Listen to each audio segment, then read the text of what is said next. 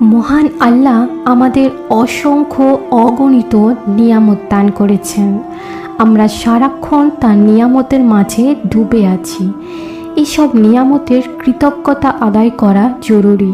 কৃতজ্ঞতা আদায়ের সর্বোত্তম পন্থা হলো আল্লাহর সন্তুষ্টির পথে এই নিয়ামত ব্যবহার করা। আর সবচেয়ে বড় অকৃতজ্ঞতা হলো এসব নিয়ামত উপভোগ করে আল্লাহর অবাধ্য হওয়া, তার দেওয়া সব কিছু ব্যবহার করে গুনাহের কাজে লিপ্ত হওয়া। মহান আল্লাহ খুলে খুলে সব গুনাহের কাজের বিবরণ দিয়ে দিয়েছেন, যা মানুষকে জাহান্নামের দিকে নিয়ে যায়। মহানবী সাল্লাল্লাহু আলাইহি ওয়াসাল্লামও এসব বিষয়ে উম্মতকে সতর্ক করে গেছেন। তিনি বলেছেন, তোমাদের প্রধান শত্রু দুটি, নফস ও শয়তান। শয়তানের ধোঁকা থেকে বাঁচাই আমাদের পরীক্ষা। নফসের মাঝে গুনাহের চাহিদা তৈরি হবে, ভালো কাজের আগ্রহ সৃষ্টি হবে। এমন কোনো মানুষ নেই যার মনে গুনাহের প্রতি আসক্তি তৈরি হয় না। মানুষ ফেরেশতার মতো নয় যে অন্তরে গুনাহের উদ্রেক হবে না।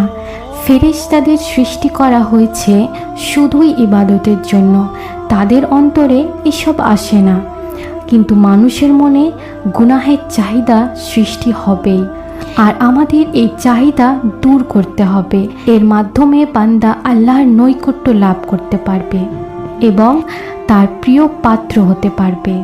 দুটি স্পষ্ট পথ, এক শয়তানের পথ, এটি হলো গুনাহের কাজ করা, কুপ্রবৃত্তির দাসত্ব করা।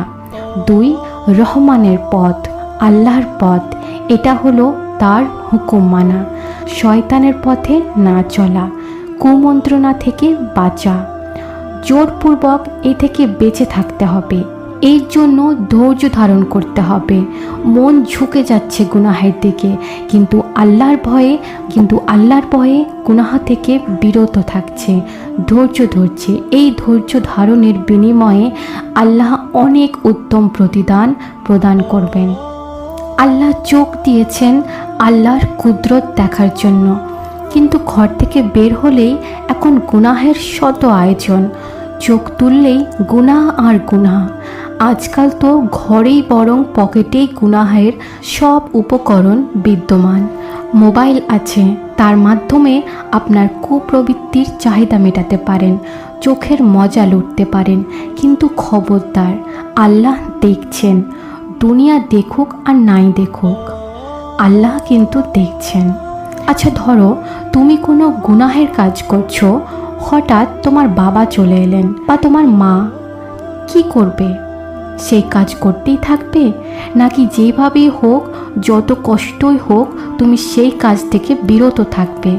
তুমি চাইবে না তোমার বদনামি হোক মা বাবা, স্বামী বা স্ত্রী কিংবা তোমার শাইখ বা মুরব্বির কাছে, অথচ তাদের সামনে তোমার ইজ্জত ভুলণ্ঠিত হলে কি এমন ক্ষতি হবে তোমার? কিন্তু যিনি দেখার ওপর থেকে দেখছেন, এমন কুমন্ত্রণা মনে এলে এভাবেই বাঁচবে যেভাবে মা বাবা মুরব্বি থেকে বাঁচো। এই যে কুপ্রবৃত্তি দমন করলো, এটাই ইমানের চাহিদা।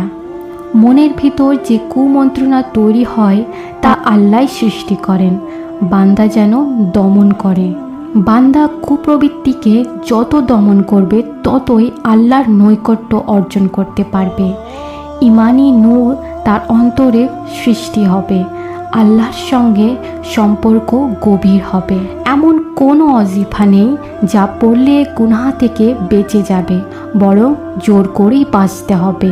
হ্যাঁ, আল্লাহর কাছে গুনাহ থেকে বাঁচার দোয়া করতে হবে। যেখানে তুমি আছো সেখানে গুনাহের আশঙ্কা দেখা দিলে আল্লাহর দিকে মনোনিবেশ করবে, দোয়া করবে, আল্লাহ আমার চোখ কান দ্বারা গুনাহের আশঙ্কা হচ্ছে, আপনি হেফাজত করুন। এটাই সর্বোত্তম ওয়াজিফা।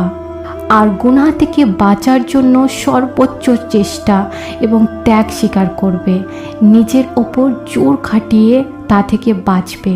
পাশাপাশি ইখলাস ও আল্লাহ অভিমুখী হয়ে থাকবে সব সময়। মহান আল্লাহ হেফাজত করবেন।